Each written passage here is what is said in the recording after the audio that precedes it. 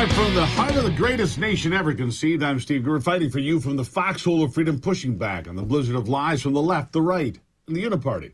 Time for the fearless pursuit of truth, which is why I'm here. So help me God, this is the Steve Gruber Show. Thank you for being here. Here are three big things you need to know to start your day today. Number one, Joe Biden has earned the nickname Old Yeller for being a foul-mouthed, nasty person to be around. In fact, some staffers say nobody is safe from his forked tongue. Number two, disgraced doctor, sex fiend Larry Nassar, who was sent to prison for decades after molesting scores of young women at Michigan State University, got himself shanked in prison. We'll tell you about that. And number three, yesterday we discussed at length the efforts by left-wing media like Washington Post, Rolling Stone, MSNBC to discredit the blockbuster film Sound of Freedom. Today I am just incensed at how far these people will go to lie about the movie starring Jim Caviezel as Tim Ballard, a man who quit his job with Homeland Security to go in search of children who'd been kidnapped and turned into sex slaves in Central and South America. Some, like CNN and Reddit, continue to push that blatantly false claim that the movie is somehow a conspiracy theory film that shows political elites consuming the blood of kids, and that somehow the movie is a reflection of QAnon. And anybody that watches and buys a ticket is fueling QAnon conspiracy theories. None of that, not one shred of that, is even remotely true. I had to go to two theaters over the weekend to see Sound of Freedom because the first theater was sold out. That's right, sold out. When was the last time you actually heard about a movie being sold out? I can tell you this may be the first time it's happening since the beginning of the pandemic and the lockdowns of March of 2020. Now, I am still baffled, but mostly angry about the left lying about what this movie is really about, and what it's really about is the kids. Millions of them abducted and turned into sex slaves in this world. Sometimes worse. Sometimes worse, believe it or not. Here is the CNN moron I played yesterday claiming the movie Sound of Freedom is somehow a conspiracy theory. And after that, Tim Ballard, who was the man depicted in the movie by Jim Caviezel, responding to those allegations. This is important. Listen. I'll listen to this and have you respond. These films are created out of moral panics. They're created out of bogus statistics. They're created out of fear. And with something like Sound of Freedom, it specifically is looking at QAnon concepts of these child trafficking rings that are run by the high-level elites, and only people like Tim Ballard and only people like Jim Caviezel, and by extension, only people like the ticket buyer can help bring these trafficking rings down. Do you want to respond to that? Yeah, as that guy's talking, and he's nobody's hero, by the way. I can't imagine any kid looking at him thinking he's going to help them out. But I think of the children that are really depicted in that film. I know what happened to them. Those children were the subjects of child rape videos. Those children were being sold for sex. In total, you see over 120 kids actually are rescued in the story that's being depicted, even if the movie doesn't get into all of them. These are real kids. I see them. I'm still friends with them.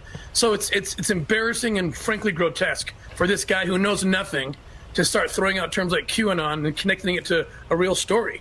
I mean, they're not even thinking about it. So what are they thinking about? Yeah, what are they thinking about? How could saving children from being trafficked for sex or worse be controversial at all? How does the left paint somebody like me who bought a ticket to go see a film, a true story, by the way, about that man you just heard from, and smear me as some QAnon conspiracy theorist, a lot of children, and it's just, he's never seen the movie, obviously. The only way we fight back against those horrible things is to hold Joe Biden and his administration accountable for leaving the border wide open, for admitting that they cannot find at least 85,000 kids that crossed into America illegally. Think about that. They can't find 85,000 kids, and the truth is, it's probably much larger. The exploitation of kids and adults to the scourge of human trafficking is something Biden and his minions had a head start on, by the way, when they came into office, but it seems it's just not a priority. It's not a priority. Here's more from Jim Ballard. This is happening all the time. There are 6 million children, believe it or not, according to the Department of Labor, Department of State, who are stuck in slavery of one kind or another. Either it's sex, labor, or organ harvesting. I mean, organ harvesting, we've been taking down several organ harvesting rings where they take little babies and use them that way. And so we see everything, and the film depicts every kind, whether it's the lure, like you mentioned, that's a real person. Yeah. Like I said, it gets worse. And like I said, Joe Biden had a head start on this, and so does the administration. Because recently one president of the United States took a hard line on human trafficking. Let me clue you in. It was not Joe Biden. Listen to this. And I want to thank you all for being here as we mark the 20th anniversary of Trafficking Victims Protection Act. Very important. 20 years ago, this nation took a historic step to protect the victims of this form of modern-day slavery here in the United States and all around the world. My administration is 100% committed to eradicating human trafficking from the earth. An estimated 25 million people around the world today are being held captive, manipulated, and abused by human traffickers.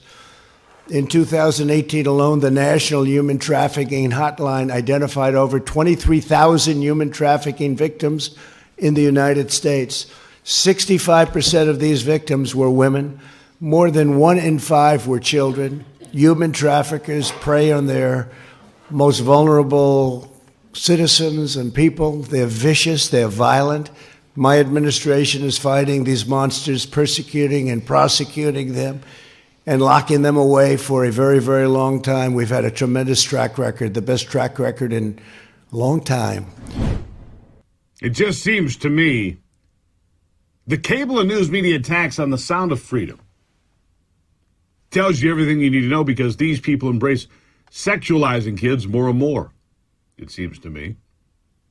Cuties was a movie that they embraced, that sexualized little girls. Completely. It was a disgusting film.